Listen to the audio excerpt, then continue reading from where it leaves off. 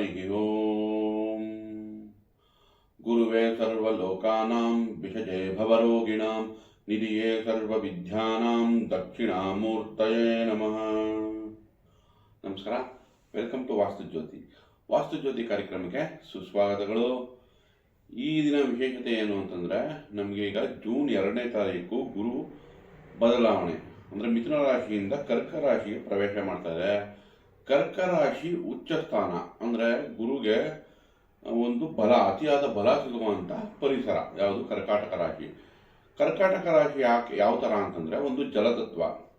ನದಿ ಹರಿತಾ ಇರೋ ತಿಳಿ ನೀರು ಏನಿರುತ್ತೋ, ಶುದ್ಧ ನೀರು, ಆ ಪರಿಸರದಲ್ಲಿ ಯಾವಾಗ ಗುರುಗಳು ಹೋಗಿ ಕೂತ್ಕೋತಾರೋ ಅವ್ರಿಗೊಂದು ನೆಮ್ಮದಿ, ಅವರ ಏನು ಕೆಲಸ ಕಾರ್ಯಗಳಿರುತ್ತೋ, ಅಂದರೆ ಅವ್ರು ಏನು ಜನಗಳಿಗೆ ಕೊಡಬೇಕಾದಂಥ ಪರಿಸ್ಥಿತಿ ಇರುತ್ತೋ ಅದು ಅವರಿಗೆ ಬಲದಿಂದ ಕೊಡ್ತಾರೆ.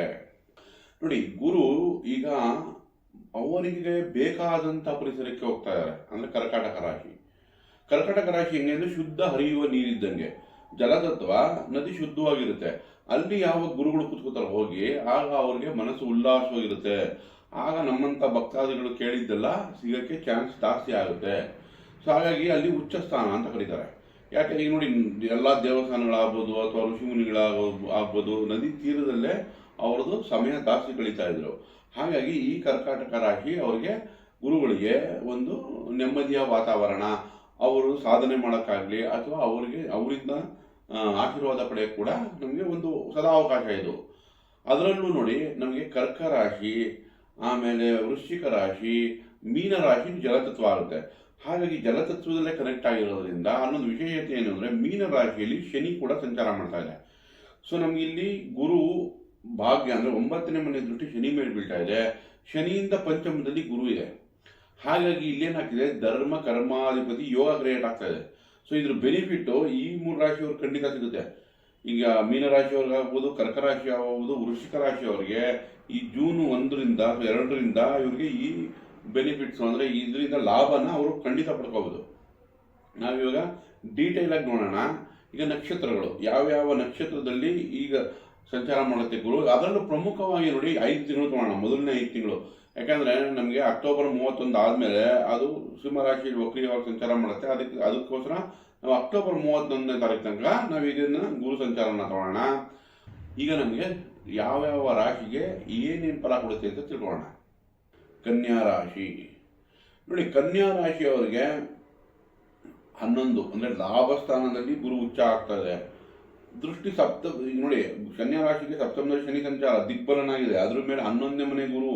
ಹಾಗಾಗಿ ಈ 5 ತಿಂಗಳಲ್ಲಿ ನಿಮಗೆ ಮೇಜರ್ ಒಂದು ಅಡ್ವಾಂಟೇಜ್ ಸಿಗುತ್ತೆ.